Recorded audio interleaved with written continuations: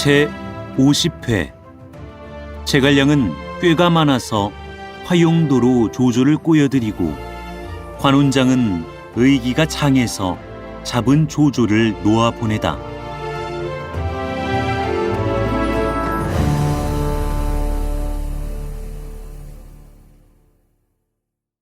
그날 밤에 장효는 황계를 한 살에 쏘아 맞춰 물에 떨어뜨리고 조조를 구해 언덕으로 올라가 말을 찾아 타고 달렸다. 이때는 군중이 대혼란에 빠져 있었다. 한당이 연기를 무릅쓰고 불속을 뚫고 들어와서 수체를 들이치려니 문득 군사가 아랜다. 웬 사람이 선미키에 매달려 큰 소리로 장군의 자를 부르고 있소이다. 한당이 귀를 기울여 들어보니 과연 의공은 나를 구해주오 하고 크게 부르는 소리가 들려서 한당은 이는 황공복이야 하고 급히 배에 끌어올려 보니 황계가 화살에 맞아 상처를 입고 있다. 곧 살대를 입으로 물어 뽑는데 살촉이 살에 박혀 나오지 않았다. 한당은 급히 젖은 옷을 벗기고 칼끝으로 살을 도려 살촉을 끄집어낸 후 기를 찢어 상처를 싸매고 자기 전포를 벗어서 입힌 다음에 그를 다른 배에 태워 먼저 대체로 돌려보내 치료를 받게 했다. 원래 황계가 헤엄을 잘 쳤던 까닭에 그 추운 때 갑옷을 입은 채 강물에 빠졌으면서도 죽지 않고 살아날 수 있었다. 이날 불길은 강을 덮고 함성은 천지를 뒤흔드는데 좌편으로는 한당과 장음의 양군이 적벽 서편으로부터 몰려나오고 우편으로는 주태와 진무의 양군이 적벽 동편으로부터 몰려나오며 한가운데로는 주유, 정보, 서성, 정봉의 대대 선척이 모두 나오매 불은 군사의 형세에 응하고 군사는 불의 위엄을 의지하니 이것이 바로 삼강의 수전이요 적벽의 격전이라는 것이다. 조조의 군사들은 창에 찔리고 화살에 맞고 불에 타고 물에 빠져 죽은 자가 셀 수 없이 많았다. 후세 사람이 지은 시가 있다. 위나라 오나라가 자웅을 결단하니 적벽을 덮은 전선 한 번 쓸어 자취없다. 열화가 활활 일어 운해를 비출 적에 주랑이 바로 위에서 조공을 깨뜨렸다네. 또 칠원절구 한 수가 있다.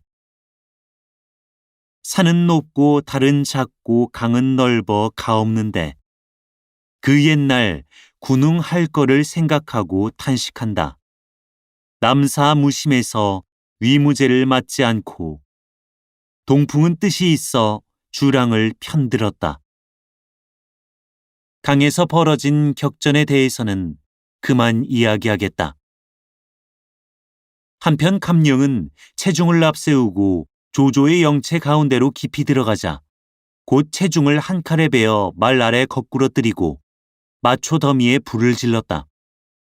여몽이 멀리서 중군에 불이 일어나는 것을 보고 자기도 10여 곳에 불을 놓고 감령을 접응하며 반장과 동습도 길을 나누어 가서 불을 놓고 고함 지르니 사면에서 북소리가 크게 진동한다. 조조가 장유와 더불어 100여 기를 이끌고 불 속을 뚫고 달아나는데 앞은 어디랄 것 없이 불이 붙지 않은 곳이 없다. 한창 달리는 중에 모계가 문빙을 구호해 10여 기를 거느리고 당도했다. 조조가 군사를 시켜서 길을 찾게 하는데 장유가 손으로 가리키며 오직 오림으로 가는 길이 광활해서 갈만합니다 하고 말해 조조는 오림으로 말을 달렸다. 한창 달리는 중에 등 뒤에서 한때의 군사가 쫓아오며 조적은 달아나지 마라 하고 큰 소리로 외치는데 화광 속에 여몽의 기호가 보인다. 조조는 군마를 재촉해서 앞으로 나가며 장효를 뒤에 남겨 여몽을 대적하게 했는데 이때 전면에 횃불이 또 오르며 산골짜기에서 한때의 군사가 나오더니 외친다. 능통이 여기 있다. 조조의 간담이 다 찢어지는가 할 때 문득 한편으로부터 일표군이 내다르며 소리친다. 승상은 놀라지 마십시오. 서황이 여기 있습니다. 두 편 군사가 서로 어울려 한바탕 혼전하는 중에 조조는 길을 열어서 북쪽을 바라고 달아났다. 그러다가 문득 보니 언덕 아래 한때의 군마가 진치고 있다. 서황이 나가서 물어보니 그는 바로 원소 수하의 항장 마연과 장의다. 그들은 북방 군마 3천을 거느리고 그곳에 영체를 세우고 있었는데 이날 밤에 온 하늘이 시뻘겋게 불이 일어나는 것을 보고 감히 자리를 옮기지 못하고 있는 중에 마침 조조를 맞게 됐다. 조조는 두 장수에게 군마 1천을 거느리고 앞장서서 나가게 하고 나머지 군사들은 다 남겨두어 자기 신변을 호위하게 했다. 조조는 군마를 얻어 적이 마음을 놓았다. 마연과 장이 두 장수가 앞에 서서 말을 달려나가는데 심리를 미처 못 가서 함성이 일어나더니 일표군이 내다리며 외쳤다. 나는 동우의 감흥패다. 마연은 곧 그와 싸우려고 달려들었다. 그러나 어느 결에 감령은 한 칼에 그를 베어 말 아래에 떨어뜨렸다. 장의가 또 창을 꼬나잡고 나가서 그를 맞았다. 그러나 감령이 한 번 병력같이 호통치자 장의는 미처 손도 놀려볼 사이 없이 감령의 칼을 맞고 몸이 뒤집혀 말 아래에 떨어졌다. 후군은 나는 듯이 달려와 조조에게 이 일을 고했다. 조조는 이때 합비에서 구원군이 오기를 은근히 바라고 있었다. 그러나 누가 알았으랴. 손건이 합비 길목에 있다 장강의 화광이 일어나는 것을 멀리서 바라보고 제 편이 이긴 것을 알자 즉시 육손을 시켜서 군호의 불을 들게 하니 태사자가 이것을 보고 육손과 군사를 한 곳에 모아 일제히 지쳐 들어왔다.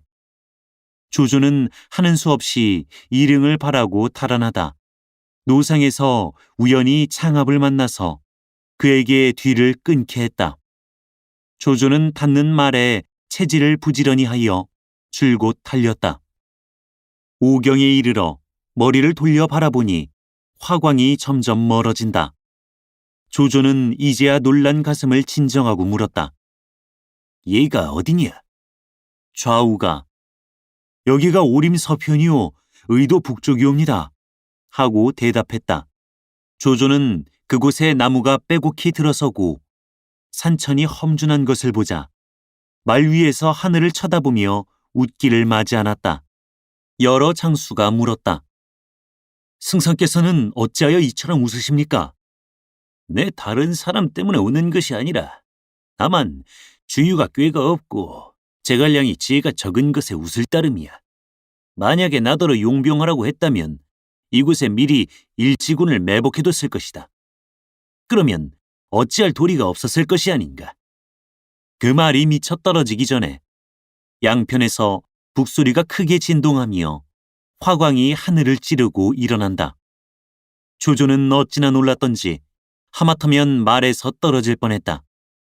이때 한 옆에서 일표군이 지쳐나오며 외쳤다. 나는 조자룡이다. 군사의 장령을 받들고 내가 여기 와서 너희들을 기다린 지 오래다. 조조는 서황과 장압에게 둘이 나서서 조운을 대적하게 한 다음 자기는 연기를 무릅쓰고 불속을 뚫으며 달아났다. 이때 자룡이 그의 뒤를 쫓으려고 하지 않고 다만 기치만 빼앗아 가서 조조는 그곳을 벗어날 수 있었다. 날이 훤히 밝아올 무렵에 검은 구름이 땅을 덮어 누르고 동남풍이 그대로 부는데 호련 큰 비가 억수로 퍼부어서 옷과 갑옷들이 다 젖었다. 조조가 군사들과 함께 퍼부는 비를 무릅쓰고 가는데 모든 사람의 얼굴에 주린 빛이 있어서 군사들에게 촌락에 들어가 양식을 검약하고 불씨를 얻어오게 하여 바야흐로 밥을 짓게 하는 판에 뒤에서 한때의 군사가 들이닥쳤다. 조조는 심히 황황했다. 그러나 이는 원래 이전과 허저가 여러 모사를 보호해 뒤를 쫓아온 것이었다. 조조는 크게 기뻐하며 군마를 다시 앞으로 나가게 하고 물었다. 저 앞은 어디냐? 한편은 남이릉으로 가는 큰 길이고 또 한편은 북이릉으로 통하는 산길이옵니다. 하고 한 군사가 아뢰었다. 어느 길로 가야 남군 강릉이 가까우냐? 북이릉 길로 해서 호록으로 가는 것이 가장 가깝습니다. 조조는 북이릉 길을 취해서 나갔는데 호록에 이르니 군사들이 모두 허기져서 걷지 못하고 말도 지쳐서 길에 쓰러지는 일이 많았다. 조조는 잠시 쉬라고 일렀다. 말에 노구 솥을 싣고 온 자들이 있고 촌중에서 겁력해온 양미가 있어서 산기슭에 마른 자리를 가려 솥을 걸고 말고기를 구워서 먹게 했다. 그러고 나서 모두 젖은 옷을 벗어서 바람바지에 널어 말리며 말들의 안장을 전부 벗기고 들에 풀어놓아 풀뿌리를 뜯게 했다. 이때 조조가 듬성듬성 서 있는 나무 아래 앉아 있다가 얼굴을 차들고 크게 웃었다. 아까도 승상께서 주유와 제갈량을 비웃으시다가 조자룡을 나오게 해서 허다한 인마를 죽이시더니 또 무엇 때문에 웃으시는 겁니까? 여러 관원이 물으니 조조가 대답했다. 제갈량과 주유가 아무래도 지모가 부족하기에 내 웃는 것이오. 만약 나더러 용병하라 했으면 이런 곳에 일표 군마를 매복해 놓고 편안하게 앉아서 지친 군사들을 기다렸을 것이니 우리가 설사 목숨은 살아나간다 하더라도 역시 중상은 면하지 못할 터인데 저들의 소견이 여기 미치지 못하니 내 그래서 웃는 것이오. 이런 말을 하고 나자 전군 후군이 일제히 고함을 지른다. 깜짝 놀란 조조는 갑옷도 못 입고 말에 뛰어오르고 군사들도 미처 말을 거두지 못한 자가 많았다. 이때 사면으로부터 불과 연기가 자욱하게 일어나는 가운데 한때의 군사가 산턱에 버려선다. 앞에 선 연인 창익덕이 창을 꼬나잡고 말을 세우고 호통친다. 조적은 어디로 가느냐? 모든 군사와 장수들이 장비를 보고 다들 떠는데 허저가 안장 없는 말을 타고 내달아 장비와 싸우니 장효와 서황 두 장수가 또한 말을 몰고 나가서 협공한다. 양편 군사는 한대에 뒤섞여서 한바탕 혼전했다. 이 틈에 조조는 먼저 말을 달려 도망가고 여러 장수도 각자 몸을 빼 달아나는데 장비가 뒤에서 쫓아온다. 조조는 그대로 말을 놓아 달아났다. 차차 추병이 멀어진다. 좌우를 돌아보니 장수들 가운데 상처를 입은 사람이 많았다. 한참 가려니까 군사가 앞에 길이 둘 있사온데 승상께서는 어느 길로 가려 하십니까? 하고 아뢰었다. 어느 길이 가까우냐? 대로는 좀 평탄하기는 하오나 50여리나 돌게 되고 소로로 해서 화용도로 가오면 50리는 얻지만 길이 좁고 험한 데다가 구덩이가 많아서 가기 힘드십니다. 조조가 사람을 시켜서 산에 올라가 살펴보게 했는데 군사가 돌아와서 고한다. 소로 산기슭 두 곳에서 연기가 일어나고 대로에는 아무 동정도 없소이다. 조조는 곧 천군의 영을 내려서 화용도 소로로 나가게 했다. 연기가 일어나는 곳에는 반드시 군마가 있는 법인데 어째서 도리어 이 길로 가라십니까? 여러 장수가 물었다. 병서에 허직실하고 실직허라 한 말도 듣지 못했는가? 제갈량이 꾀가 많은지라 일부러 사람을 시켜 산속 구미진 곳에 연기를 내서 우리를 감히 이 산길로 들어오지 못하게 하고 다음에 저희는 도리어 대로변에 군사를 깔아놓고 기다리자는 것이니 내가 이미 제 속을 환히 들여다보고 있는 바에야 제 계교에 속아 넘어갈 까닭이 어디 있겠소. 승상의 신기 묘사는 사람들이 미칠 바가 아닐 듯합니다. 여러 장수는 군사들을 몰아 화용도로 들어갔다. 이때 사람들은 저마다 허기져서 쓰러질 지경이요. 말들도 다 지쳐서 허덕허덕했다. 불의 머리가 타고 이마를 댄 자들이 지팡이를 짚고 걸으며 화살에 맞고 창에 찔린 자들이 마지못해 간신히 길을 가는 판인데 갑옷들이 흠뻑 비에 젖어서 낱낱이 온전하지 못하고 병장기와 기들은 분분하니 제대로 갖추지 못했다. 이들은 태반이 이릉노상에서 불시에 엄습을 받고 도망치느라 안장도 없는 말들을 겨우 잡아타고 안장이며 재갈이며 옷들은 모조리 내버리고 온 터라. 이러한 삼동 추운 시절에 그 고생을 어찌 이루다 말할 수가 있으랴.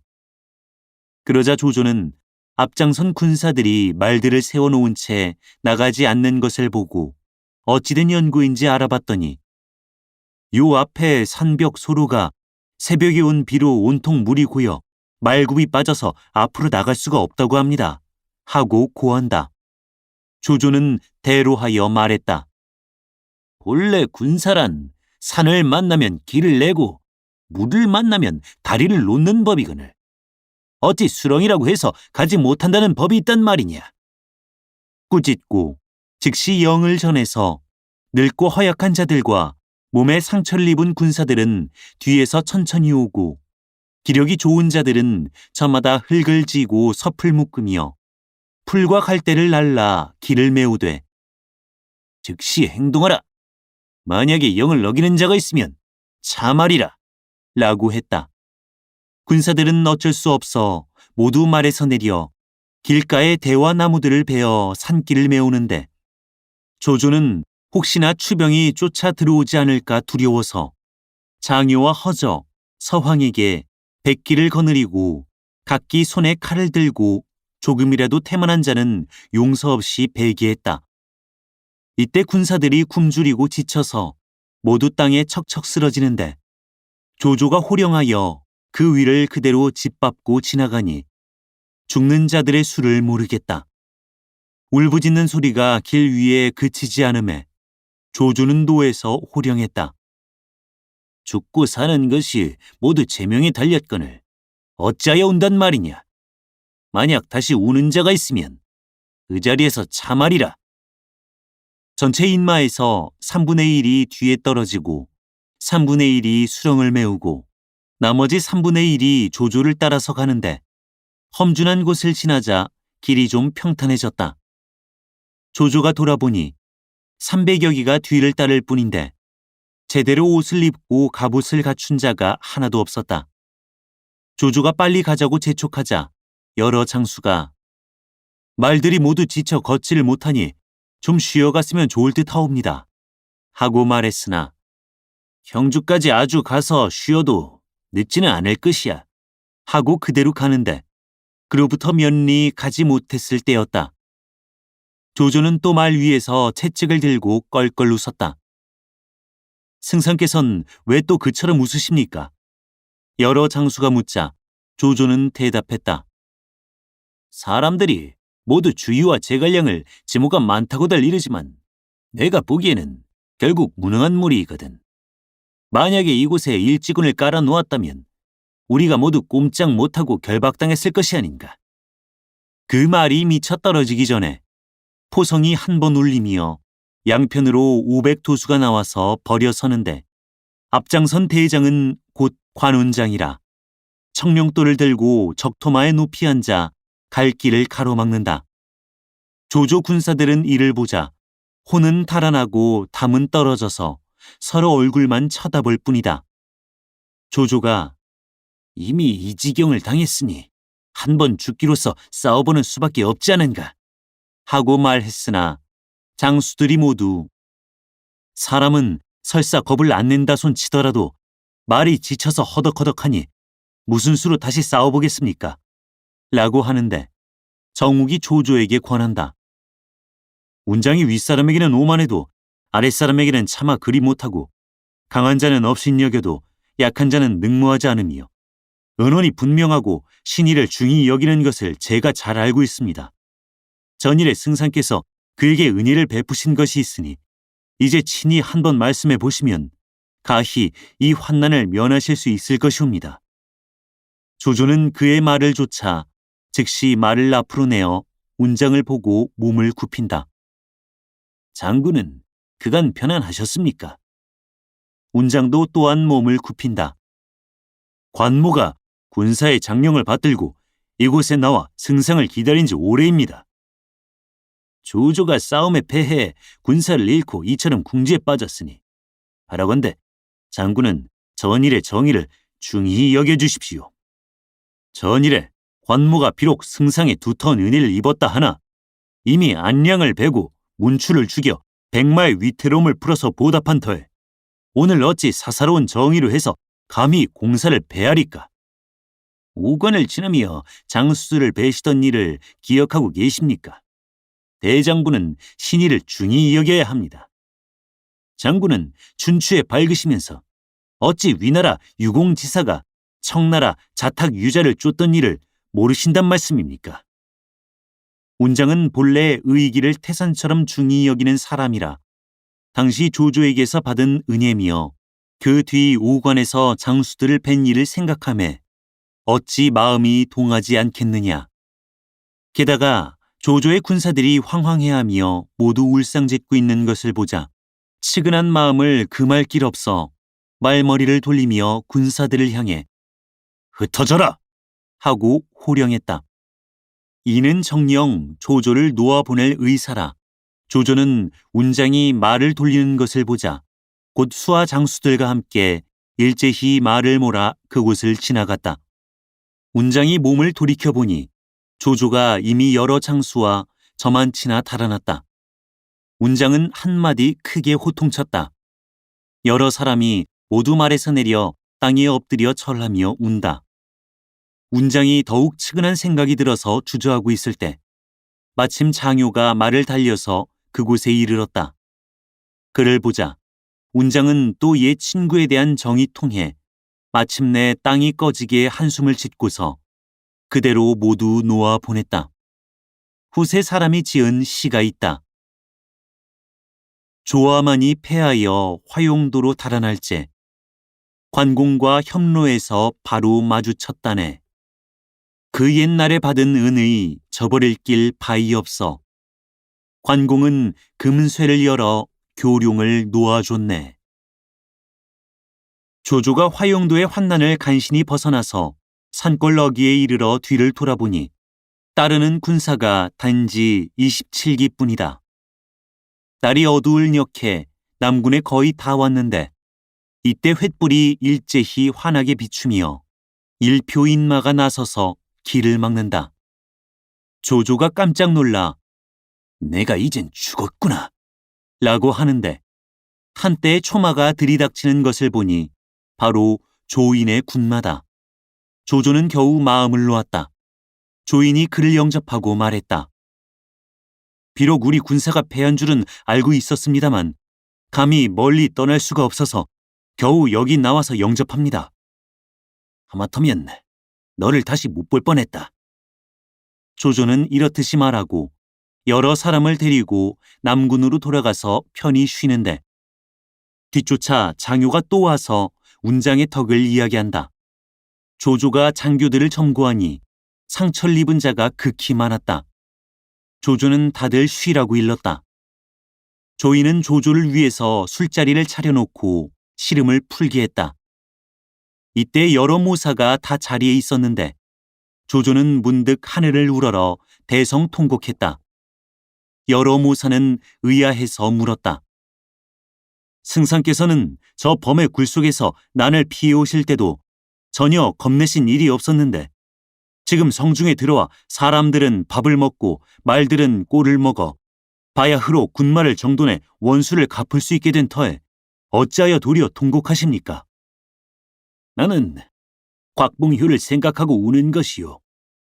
만약에 봉효만 있었더라면 결코 이처럼 낭패를 보진 않았을 것이오. 조조는 주먹으로 가슴을 쾅쾅 치면서 목 놓아 울었다. 애달프다 봉효야. 슬프다 봉효야. 아깝구나 봉효야. 여러 모사는 다들 말없이 부끄러워했다. 이튿날 조조는 조인을 불러서 분부했다. 내 잠시 허도로 돌아가서 군마를 수습해 꼭 원수를 갚으러 오겠다. 너는 남군을 잘 보존하고 있거라. 내가 밀개 하나를 여기 두고 갈 터이다. 급하지 않거든 펴보지 말고 급하거든 펴보되 그 계교대로만 행하면 동호에서 감히 남군을 바라보지 못할 것이다. 합비와 양양은 누가 지킵니까? 형제는 내가 맡아서 거느리고 양양은 내 이미 하후돈을 보내서 지키게 했는데 합비는 가장 기묘한 것이라 내가 장유를 주장으로 삼고 악진과 이전을 부장으로 삼아서 지키게 하겠다. 언제고 급한 일이 있거든 곧 고하여라.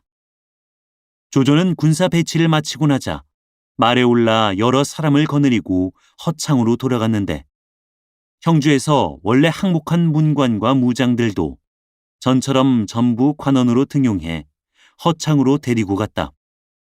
조이는 조홍을 일흥으로 보내서 지키게 하고 저는 남군을 지켜 주유를 방비했다. 한편 관운장은 조조를 놓아 보내고 나서 군사를 이끌고 돌아갔다. 이때 여러 곳에 나갔던 군마들은 모두 마필, 기계, 전량 등을 노획해 하구에 돌아와 있었다. 그러나 홀로 운장만은 1인 1기도 얻은 것이 없이 빈 몸으로 돌아와서 현덕을 봤다. 공명은 현덕과 함께 승전을 할애하고 있던 중 문득 운장이 돌아왔다는 말을 듣자 황망히 자리에서 일어나 술잔을 손에 잡고 맞으면서 장군이 이처럼 세상에 없는 큰 공을 세워 천하를 위해서 큰 해를 없애 놓았으니 우리가 마땅히 멀리 나가서 맞고 할애했어야 할 일이었습니다. 하고 말했으나 운장은 무견히 말이 없다. 그래서 다시 장군은 우리가 멀리 나가 맞지 않았다 해서 심사가 좋지 않으신 것이오. 하고 좌우를 돌아보며 꾸짖었다. 너희들은 어째서 먼저와 고하지 않았느냐? 관모는 다만 죽음을 청하러 왔습니다. 조조가 화용도로 오지 않은 것이오. 거리로 오기는 했으나 관모가 무능해서 놓쳤소이다. 그럼 장수나 군사를 잡아온 것이 있소? 다 잡지 못했습니다. 운장의 말이 떨어지자 공명은 이것은 운장이 조조의 옛날 은혜를 생각해서 일부러 놓아준 것이다. 군령장이 여기 있으니 부득불 군법으로 다스리지 않을 수 없다. 라고 말했다. 공명은 무사를 꾸짖어 끌어내어 목을 베라했다. 한 번 죽어서 지기에게 보답하리. 의로운 그 이름 천추에 전하리로다. 필경, 운장의 목숨이 어찌 되려는고. 다음 회를 보라. 사단법인 올제 제작, 낭독 공준호, 번역 연변인민출판 삼국지 번역팀.